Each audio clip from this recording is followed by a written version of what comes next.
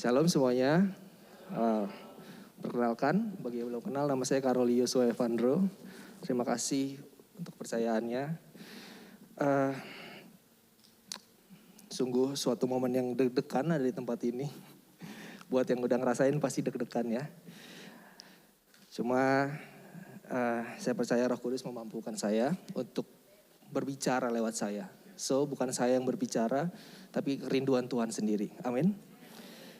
Oke, hari ini saya mau sharing teman-teman tentang apa yang ada padamu. Judul ini saya dapetin dari saat teduh saya. Volunteers JRP punya grup untuk baca Alkitab. So dalam pembacaan Alkitab saya setiap hari saya ketemuin tentang ini.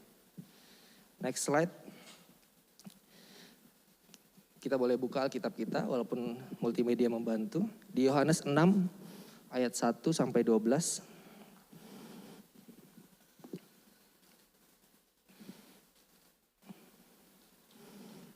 Yohanes 6 ayat 1 sampai 12.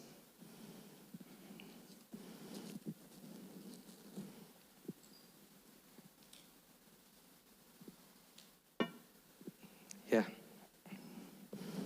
Kita baca dulu ayat 1 dan 2. 1, 2, 3. Sesudah itu Yesus berangkat ke seberang Danau Galilea. Orang banyak berbondong-bondong mengikuti dia karena mereka melihat mujizat-mujizat penyembuhan. Yes. Jadi dari banyak orang itu terdapat banyak orang sakit. Dan banyak orang ikut Tuhan. Karena apa? Karena ada mujizat-mujizat yang Tuhan lakukan. Amin. Ayat yang ketiga, dan Yesus naik ke atas gunung dan duduk di situ dengan murid-muridnya. Ayat keempat sama-sama.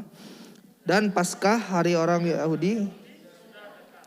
Ayat 5, ketika Yesus memandang sekelilingnya dan melihat bahwa orang banyak berbondong-bondong datang kepadanya, berkatalah ia kepada Filipus, di manakah kita akan membeli roti supaya mereka ini dapat makan? Stop. Jadi ceritanya waktu Tuhan Yesus mulai jalan sama murid-muridnya, bahkan luar biasanya adalah ayat sebelum ini kalau teman-teman baca, Tuhan Yesus lagi sedih karena Yohanes Pembunuh dipenggal. Sebenarnya Tuhan Yesus mau menyendiri teman-teman. Tapi Tuhan Yesus gak bisa nahan orang-orang banyak yang ikut dia. Tuhan Yesus gak bisa melarang. Pulang aja lu, gak bisa. Karena apa? Karena orang-orang banyak ini tahu Tuhan Yesus melakukan mujizat-mujizat yang kreatif. Mujizat-mujizat yang bisa menyembuhkan mereka. Lalu ceritanya gini.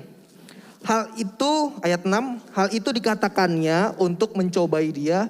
Sebab ia sendiri tahu apa yang hendak dilakukannya. Jadi ceritanya Tuhan Yesus bertanya sama muridnya. Filipus, benar ya? Filipus, orang banyak ini makan apa ya? Gitu. Tuhan Yesus mencobai dia untuk mengetahui apa jawaban dari Filipus. Nah, Filipus panik kalau misalnya itu adalah kita teman-teman. Kita adalah murid Yesus, katakan amin. Dari 12 itu, terus Tuhan Yesus nanya ke kalian. Jadi di sekitar Padang itu ada 5.000 orang laki-laki, belum perempuan dan belum anak-anak. Lalu Tuhan Yesus nanya sama kalian. Nanyanya gimana? Tin, ini orang sebanyak ini mau dikasih makan apa? Merasa bertanggung jawab gak Kitin? Ditanya sama gurunya, sama rabinya. Pasti bertanggung jawab, merasa kayak, aduh gue harus kasih makan apa? 5.000 orang teman-teman, 5.000 orang. Lalu ayat yang selanjutnya dikatakan, ayat 7. Ada ayat 7, oke. Kita baca sama-sama. Jawab Filipus kepadanya, roti seharga 200 dinar tidak akan cukup untuk mereka ini, sekalipun masing-masing mendapat sepotong kecil saja. Ayat 8, seorang dari murid-muridnya, saudara, berkata kepadanya, ayat 9, di sini ada seorang anak. Yes. Tetapi apakah artinya itu untuk orang selanjutnya? Kata Yesus, suruhlah orang-orang itu duduk. Adapun di tempat itu banyak rumput. Terus?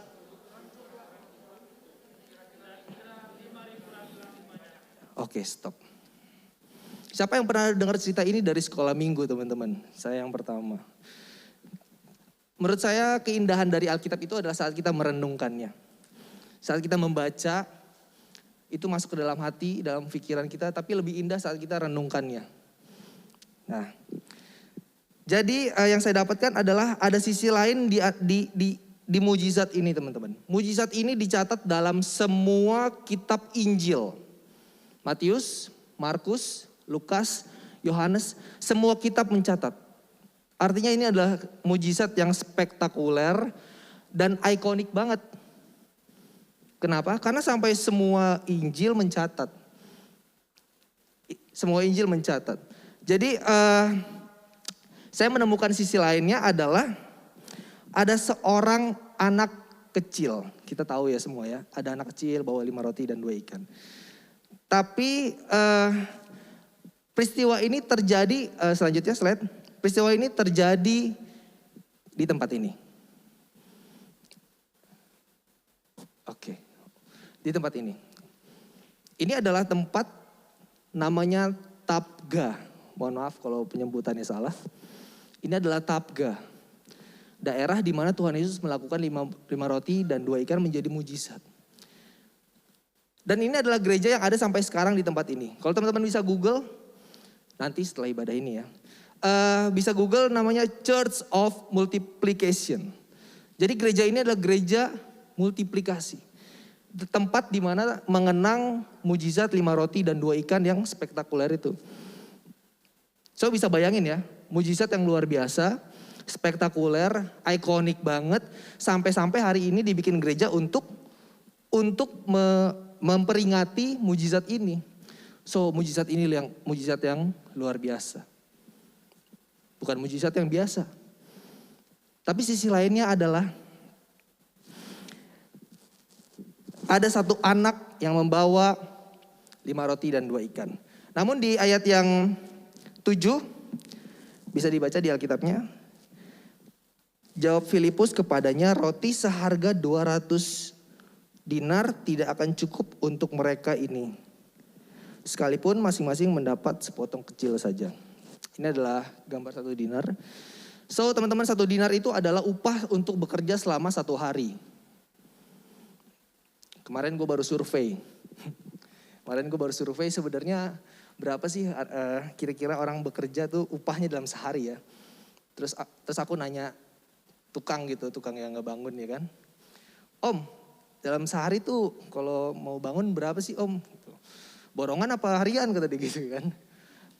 Harian om. 150 deh kata dia gitu. 125 om gitu. Gak bisa 150. Oke 150. So kita hitung. Tadi murid Yesus bilang apa? Roti seharga 200 dinar. Itu gak akan cukup buat ngasih makan orang-orang yang ikut Yesus. So 150 ribu dikali 200 dinar hasilnya adalah Bang Boy 150 ribu kali 200 oke 30 juta. Siapa yang pernah bikin kul dengan konsumsi 30 juta? Halo ketua kul? Loh ini serius terjadi. Kalau teman-teman ngadain kul dan mikirin konsumsi 30 juta gimana?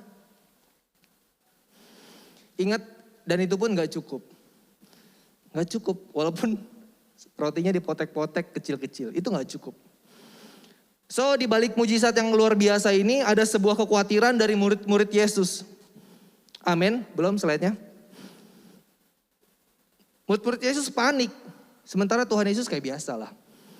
Tenang aja Tuhan Yesus. Murid-muridnya panik, seharusnya menurut gua.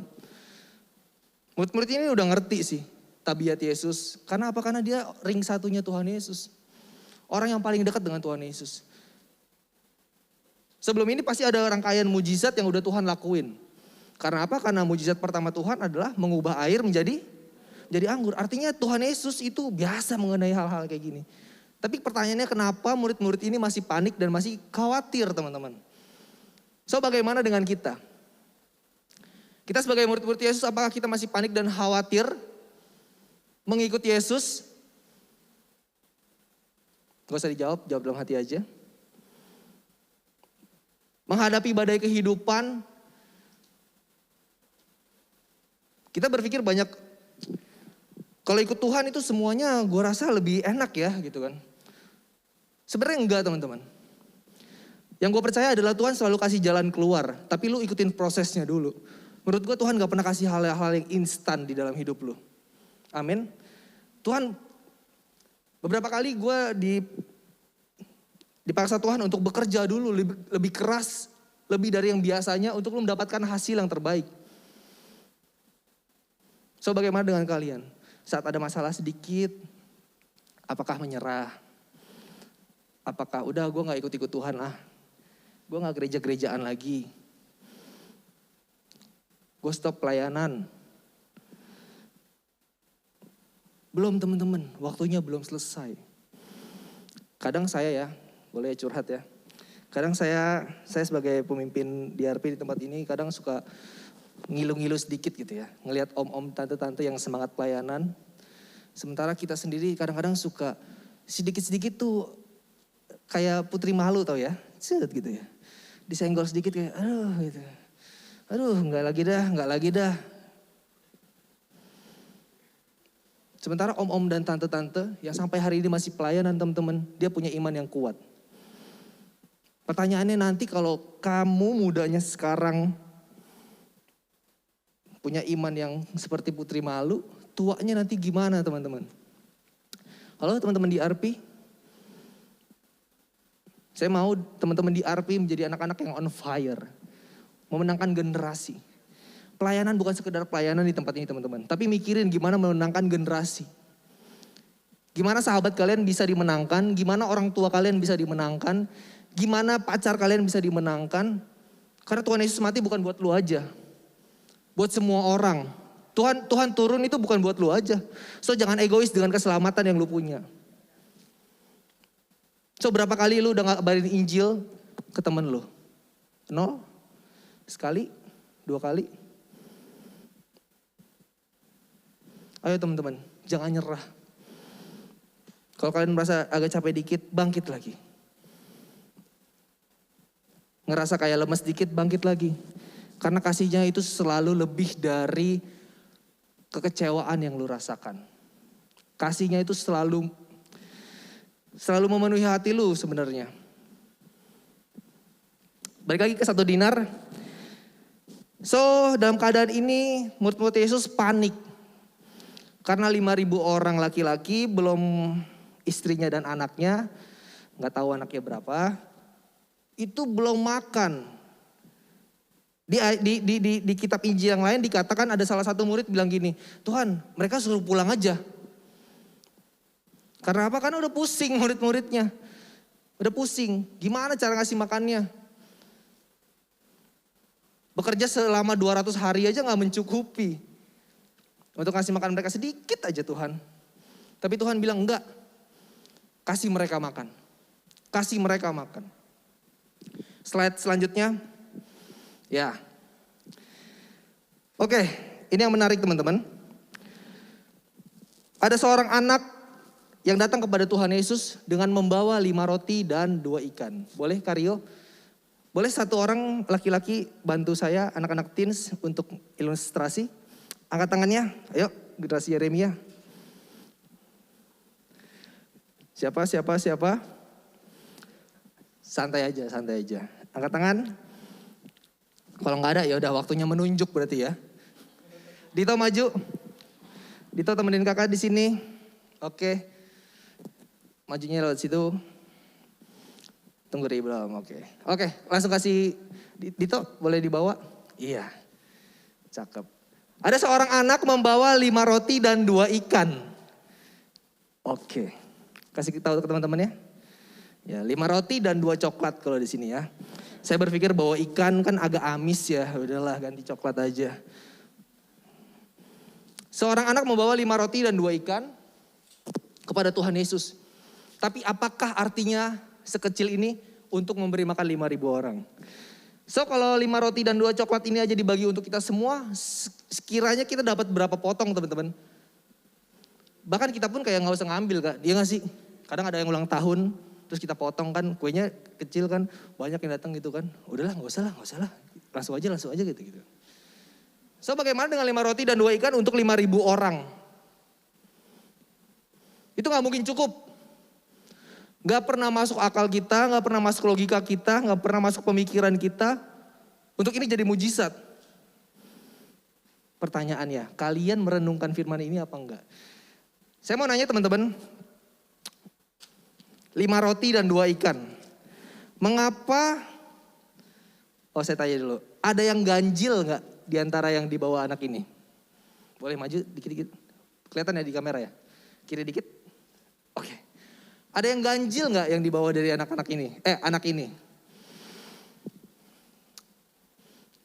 Ada ya? Apa kalau boleh tahu? Ya? Ada yang tahu? Jadi gini teman-teman, nasinya 1, lauknya berapa? Nasinya 1. Nasinya 5, lauknya 2. Siapa di sini yang pernah pesan ayam geprek untuk dirinya sendiri, pesan nasinya 5 dan ayamnya 2?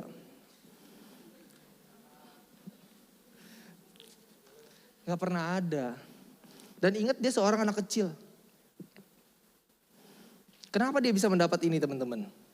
Nah menurut saya, Alkitab gak pernah mencatat nama dia siapa, dari keluarga mana, Alkitab gak pernah mencatat.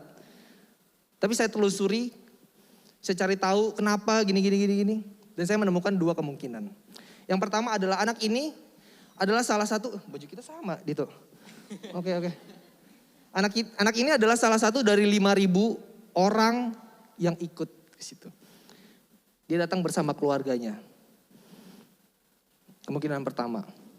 Tapi ada hal aneh yang di situ, yaitu saat anak ini membawa 5 roti dan 2 ikan ini kepada Tuhan Yesus, dia datang sendirian. Dia nggak ditemani orang tuanya. Ayahnya dan ibunya nggak pernah nggak nemenin dia. Padahal kalau kita baca teman-teman, Tuhan Yesus lagi menyendiri dan di situ dibaca Tuhan Yesus lagi naik ke atas gunung. Jadi artinya nggak terlalu dekat dengan orang-orang. So bagaimana bisa sebagai orang tua punya anak kecil membiarkan anaknya datang ke Tuhan Yesus dengan membawa makanan keluarganya, ngerti ya? Terus bapaknya mikir kan, ini ntar gue makan apa nih, dia bawa itu ke Tuhan Yesus kan? Tapi itu nggak pernah dicatat dalam Alkitab. Nah kemungkinan yang kedua. Saya catat di sini kemungkinan yang kedua. Kemungkinannya anak ini adalah mendapat 5 roti dan 2 ikan ini dari hasil sedekah. Anak ini mengemis. Karena apa? Karena lauknya dan nasinya ganjil. Setuju ya? Tuhan Yesus waktu di bait Allah yang hilang, tahu ya ceritanya? Yusuf dan Maria nyariin gak? Nyariin. Anak gue hilang. Ternyata ketinggalan di bait Allah. Loh kok ini anak ini gak dicariin sama emak bapaknya? Oleh ayah ibunya. Jalan dari tengah bukit kepada Yesus yang di tengah-tengah. Menurut saya adalah dia mendapat 5 roti dan 2 ikan ini dari hasil bersedekah. Saat dia membawa ini, dia lagi gak mikirin lagi tentang dirinya. Walaupun dia tahu ini hal yang mustahil. Tapi yaudah, gue bawa apa yang ada pada gue kasih ke Tuhan Yesus. Gue percaya kalau dia Tuhan, dia bisa lakukan sesuatu. Dengan 5 roti dan 2 ikan ini. Amin.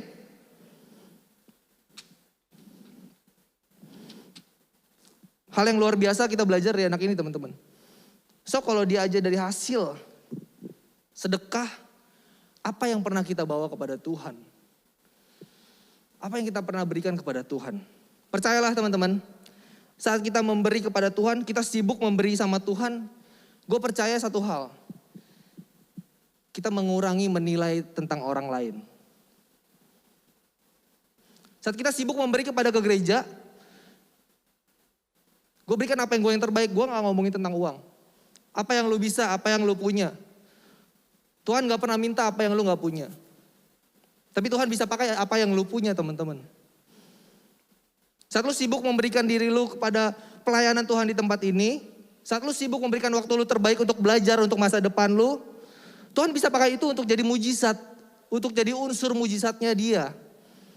Kita nggak bisa bilang kalau Tuhan gue mau prestasi yang baik, gue mau universitas negeri yang terbaik, tapi lu nggak memberikan waktu lu, apa yang ada pada lu, untuk belajar. Tuhan nggak akan pakai itu. Harus ada unsur manusia. Ingat mujizat pertama Tuhan Yesus berubah air menjadi anggur karena ada desakan manusia.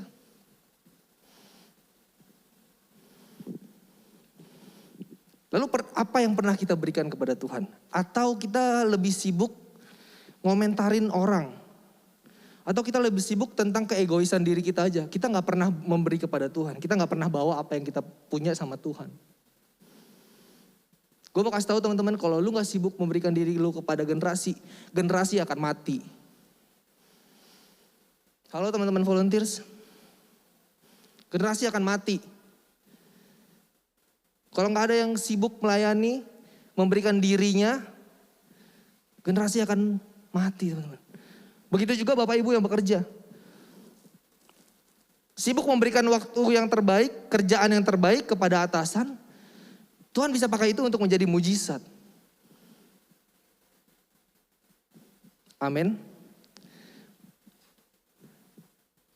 Oke, terima kasih Dito. Ini boleh dibawa buat jadi hadiah Dito. Tepuk tangan buat Dito. Thank you Dito.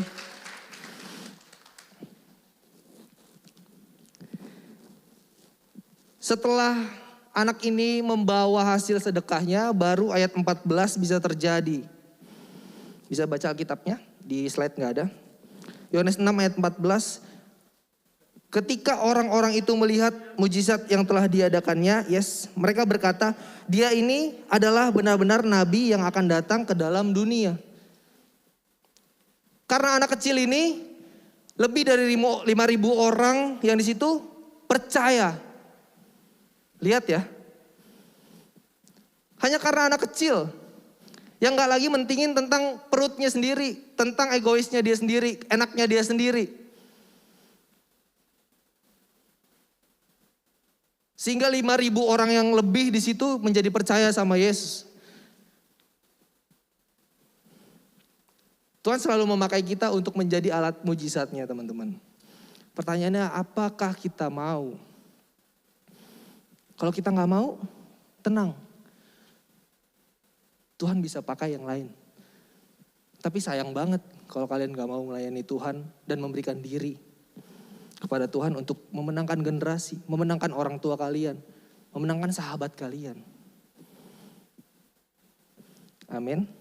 Poin yang kedua, tadi kita bercerita tentang, slide yang ini. Tuhan selalu memerlukan unsur manusia untuk membuat mujizat terjadi. So kalau kamu mau lihat mujizat Tuhan terjadi di dalam keluargamu, bilang, Tuhan ini aku, pakai aku untuk merubah keluargaku. Kalau kalian mau nilai kalian bagus, Tuhan, aku mau deh mulai hari ini belajar yang terbaik. Bukan lagi doanya, Tuhan aku mau deh nanti diberikan jawaban yang terbaik oleh temanku. Enggak lagi kayak gitu doanya. Next slide. Oke, kita akan belajar yang kedua tentang apa yang ada padamu juga. Yang pertama tadi ada seorang anak yang memberikan apa yang ada padanya kepada Tuhan Yesus yang sama sekali gak bernilai. 5 roti dan 2 ikan itu sama sekali gak bernilai untuk 5.000 orang. Yang kedua, kita baca di Keluaran 4 ayat 1 sampai 3. Keluaran 4.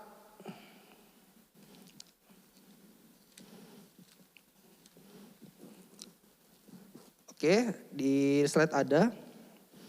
Kita baca. Lalu sahut Musa, bagaimana jika mereka tidak percaya kepadaku dan tidak mendengarkan perkataanku, melainkan berkata, Tuhan tidak menampakkan diri kepadaku. Stop. Jadi di sini Musa lagi berbincang-bincang sama Tuhan. Saat Tuhan suruh dia bawa bangsa Israel keluar dari Mesir.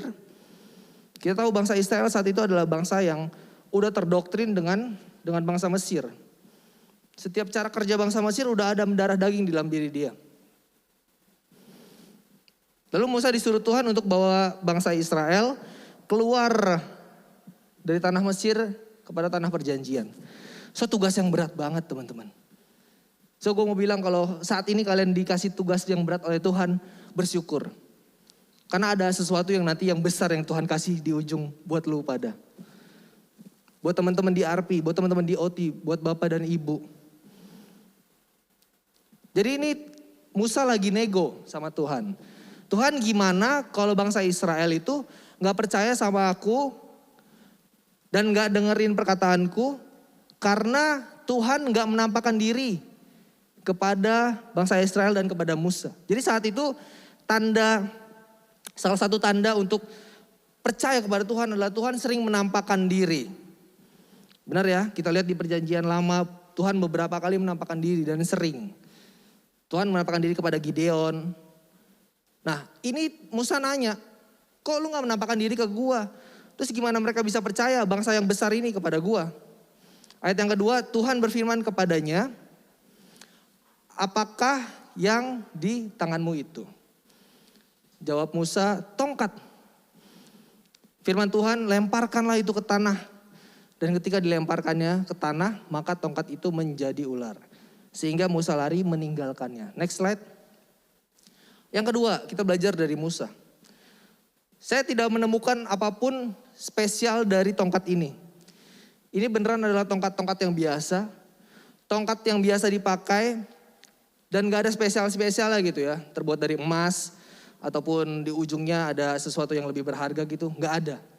Ini ada tongkat yang spesial, ini ada tongkat yang biasa dan gak ada spesial-spesialnya teman-teman.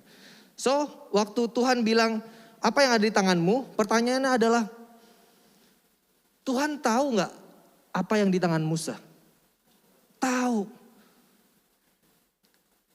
Tuhan mau memakai apa yang ada di tanganmu. Apa yang ada pada teman-teman. Sekali lagi Tuhan gak pernah minta apa yang gak ada pada teman-teman.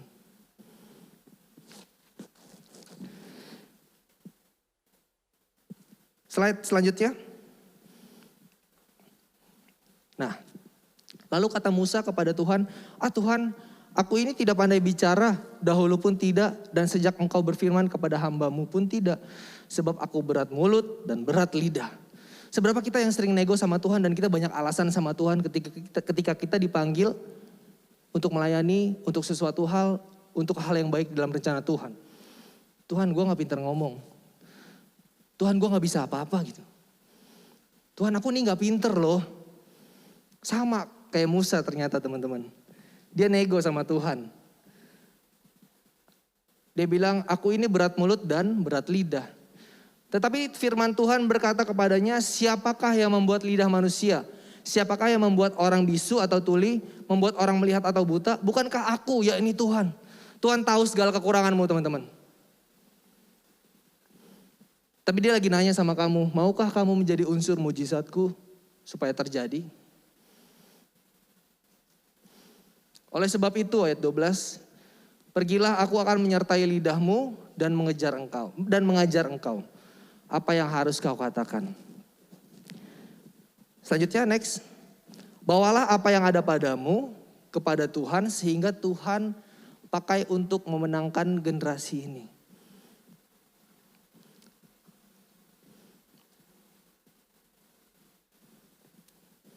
Gue yakin kita semua punya hati untuk generasi ini teman-teman.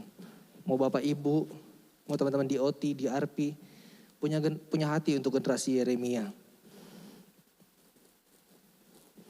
So pakai apa yang Tuhan percayakan kepada kalian, itu untuk unsur mujizat Tuhan bisa terjadi teman-teman.